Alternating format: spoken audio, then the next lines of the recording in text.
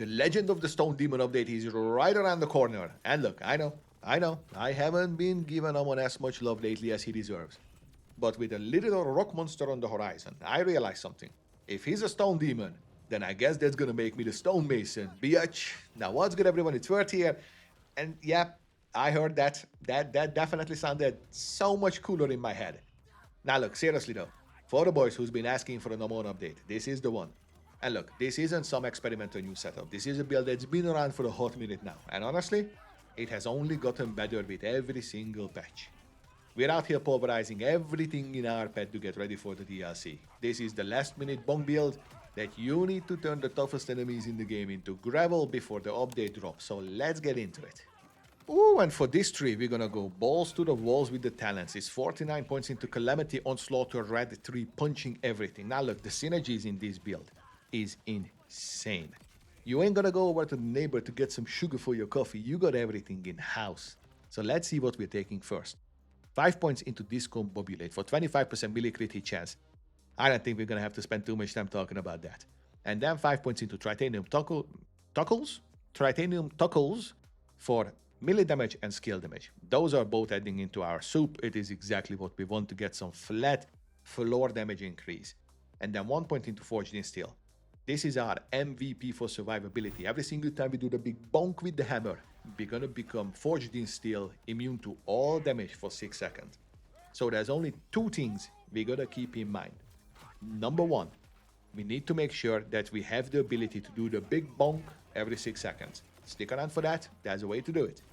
Number 2, we need to make sure that we kind of remember and then have the muscle memory. Now there is a visual indication around the screen that we are Forged in Steel, but still, it does take a little bit of time. Now the good news is, the more you play with Amon, the more this loop becomes like second nature, so the more you're gonna remember without having to remember, if that kind of makes sense. I mean, you know how muscle memory works. And then we got 4 points before we can move on. Those 4 points, let's start with God Punch. You're gonna have to put at least 1 point in God Punch, because 20% chance to have 40% less damage dealt by the enemy and 20% more damage dealt to the enemy is amazing. I have 2 points in here because 40% chance versus 20 is just a better quality of life that's worth it for me. And then you're gonna have to put at least 1 point into the best defense. That's gonna give you 3% of the melee damage as overshield, and every damage that you do is melee damage. Now here's the thing. I have 2 points in here for 6% because I have calculated out and I don't have a Jacob's Mantra still. And let me know in the comment below if you heard me bitch about my luck with not getting Jacob's Mantra, because that's been a bane of my existence. Either way, I have to go and shoot ba-bum, ba-bum with the mantra, which means that I've calculated it out, and with 3% it would give me about, a quarter of my overshield. And that just doesn't get me to be as comfortable with getting one tap by random shit that I don't want to do. So 2 points in here for me, purely from a personal subjective perspective. But realistically, you could go 1 point in God Punch and then 1 point in the best defense and then 2 points into What Burns Within for some more juice onto your fire damage. That's it. Then moving over to the right side of the tree, we're gonna pick up Catastrophe for 5 points, because that is gonna give us every single time we shock someone crit hit chance and every single time we burn someone crit hit damage. Those are exactly the kind of buffs that we want. And then we're gonna go Fist of Stone, so that every single time we do melee damage, any melee damage, nades, mantra, punches, whatever, we're gonna reduce the cooldown by 5% of our forge skill. That's the bonk. That's it. That's the way that we can make sure that we cycle quickly and then we can bonk all day, all night. Now, and then we're going to put 1 point into Electrical Fire, because we need to make sure that we're only going to do one type of damage, fire, and we want to make sure that we shock the enemy as well when we burn them, because that one is going to give us the crit hit chance, and arguably that one is going to be the more important of the two. Then we're going to hop over to the left-hand side, and we're going to take Berserk. This is essentially every single time we bonk, we're going to become Berserk, and we're going to deal bonus cryo damage. Now, but this isn't why we want it. This is a 15-second buff that allows us that when we're Berserked, we can point 3 points into That Is Only Red, which means that we get the Giga Chad of the buff of the all mother of all buffs, up to 600% whenever we kill someone. Stick around for a bit more. So whenever we kill someone, up to 600% extra damage dealt. That is crazy. So we bonk, we become immune for 6, we get Berserk for 15. Anything we kill is gonna keep on stacking the buff. We bonk again, we keep the buff, we keep on stacking That Is Only Red. This is our boss killer. It needs to ramp up, but once it ramps up, it gets crazy with it. And then we're going to put 2 points into Brimming Vigor because we're going to move on, and max health and max melee damage or melee damage is just good. But then we put 3 points into Might Touch is that. And this is what makes sure that we have 24% chance on any damage that we do, because all the damage that we do is melee damage, that we get a stack of That Is Only Red, and of course a stack of Harbinger as well. But we get to that in a minute.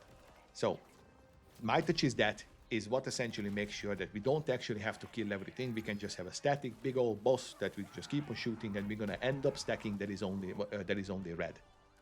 That's it.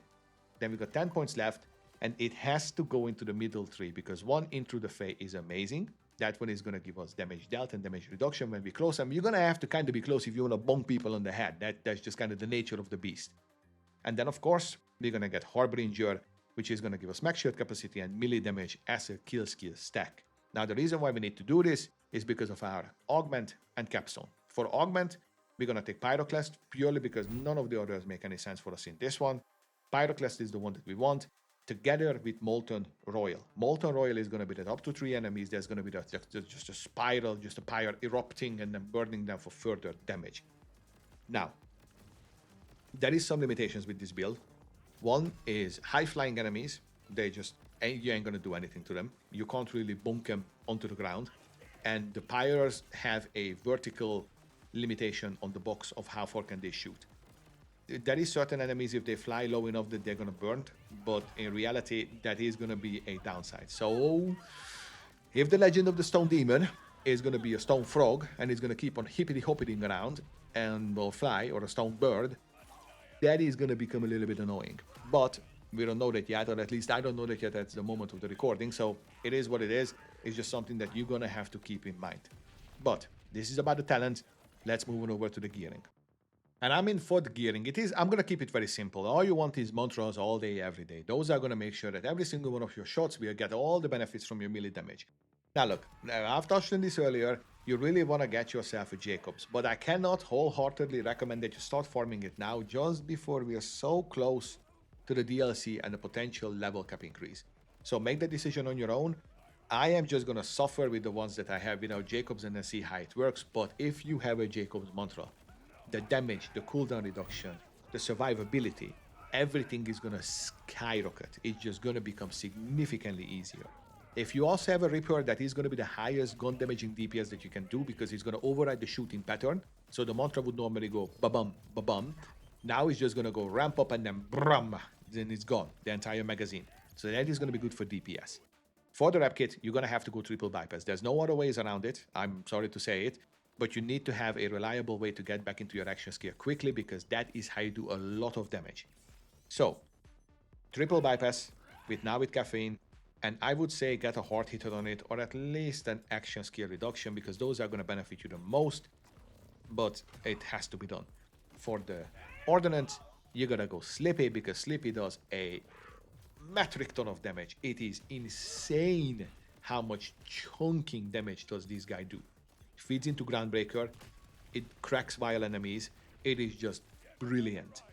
Then, for the enhancement, this is going to be easy enough. Just get something that has gun damage on it. If you have Jacobs, get Jacobs. If you have something that you prefer, then, well, use that. I think from my perspective, the best in slot would probably be having Jacobs mantra with Piercer and then gun damage on it, maybe shotgun damage on it as well. Those would be the best ones. For mantra, generally, magazine size is going to be very beneficial as well. But the only thing that you really want is gun damage. That's going to be your number one priority. For the shield, what's for dinner with amp preferably is going to be just your go-to option. It always is. We're going to have to get some shields added to the game. Fucking hell, I mean, this is crazy. If you really are worried about survivability, you could go down the route of Guardian Angel or Onion maybe, so that you get that 2 seconds window of invulnerability before you can bonk again. But if you have a good enough cadence of getting your fourth skill back of cooldown, you won't really need it. So what's for dinner is just going to give you a shit ton of DPS. And then for the class mod, it is the Lamplighter. This bad boy is essentially just making sure that every single time you crit someone with your guns, you're gonna restore a little bit of your action skill, right? And while you have an action skill active, which is essentially your onslaught, priming your fist and then cocking it up, that's your action skill. Now, realistically speaking, I think what you would want here as a mod is not melee damage, although that is good, but action skill duration, because the longer your action skill lasts, the more damage you're gonna get. And that one is just gonna be comfortable. Now, for the firmware, it is gonna be 3 in Action Fist and 2 in Real Big Fist. Action Fist 3 points is just a little bit better because you're gonna have some more action skill damage, which is gonna be your bonk, and your bonk is gonna do a lot of it. The only problem is that this can still get yoinked every now and again, because if the fire damage that does the final kill, you actually don't get the buff, but it is fairly reliable to kill it, especially because you can just shoot some random shitling psychos in the head with your mantra and then you get the buff. Easy peasy. And that's it. The only other thing we have left is specialization. So let's have a gander at what we're gonna have there. And here is where one of the layer of the buffs comes in. I'll fire it through. Obviously, we're gonna get bad arms because we wanna have the gun damage calculating into our melee damage. That's simple. And obviously, we're gonna get now with caffeine. We talked about this. This is our way to go, and bam, we're back into Calamity, priming the fists and then going Harry Cavill, like in Mission Impossible, you know, when he cocks it and then goes boxing. Anyway, now, after that, we're gonna take a Hone Mine because we wanna make sure that our crit, the bonk, can crit. That one is gonna be important because that does a lot of damage. And then Groundbreaker, because Groundbreaker is insane. It is crazy. It stores your mantra, it stores your Slippy, it stores your action skill, your bonk. So you go Slippy, shot, bonk, bam, sock him in the mouth, and health bar just goes poof, gone. It is crazy good. Now, the reason why this build got even better is because they changed runner, and now it does a melee damage multiplier for 22%. And if you don't know what that means, I'll queue up my video up on the tippy top explaining the specialization points. I'll break down everything in there. So have a look and then see if you can get a little bit of a better understanding about that. Now, and the same happened to Daredevil as well. They added an extra rate that an action skill multiplier damage is going to be added into every points of Daredevil. This is just going to be layers on layers on layers of buffs and benefits that the build gets.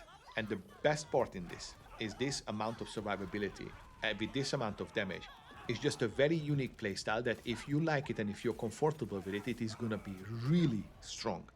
But this is it, that's the build. So let me know in the comments. Now, as always, I want to hear from you. Let me know in the comments how you like it, if this is something that you're changing on it, if you ventured outside of the 49.3 in the Calamity. Let me know, I'm curious what you've taken. But as always, I'll see you in the next one. Peace.